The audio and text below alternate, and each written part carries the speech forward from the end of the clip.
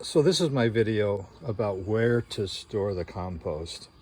Right now, this compost is here. I've been moving it back and forth from one side to the other of this little niche where my house bumps in.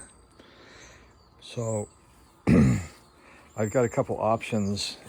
This corner back here is fairly protected. You can see I've got a big overhang on the roof.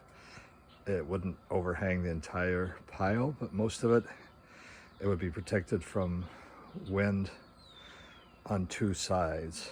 So that could be a spot that I could store my pile. Or I've got some compost bins from before when I was making, I had some static piles where I would just throw the kitchen waste and yard waste. There's a row of bins there, and that might be a good place. I don't know if there's any chance of any contamination, cross-contaminating from the adjacent piles. On my way, I'm walking past a couple of pawpaw trees. I'm kind of infatuated with pawpaws. You can see there a couple of the pawpaw fruits. They're still very small. They won't be ripe until like September. But continuing on, this is my potting shed. More pots than shed, I think. I've got a bunch of them on the outside here.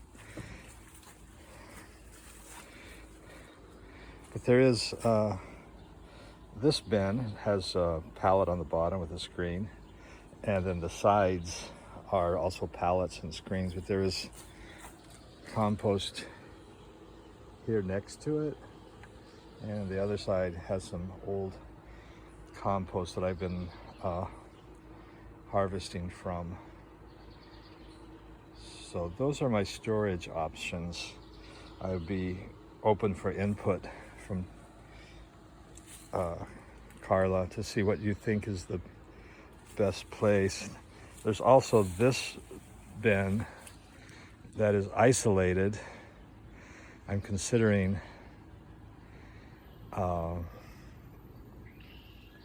taking everything out of here and moving it to this other spot, because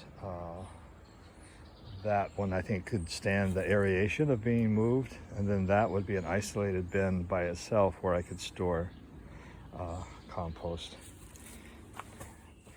Here's another pile that was successful. There's a pile here.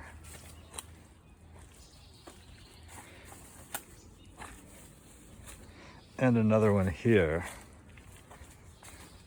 So I've got 4 piles that will either have to just stay where they are or be stored someplace.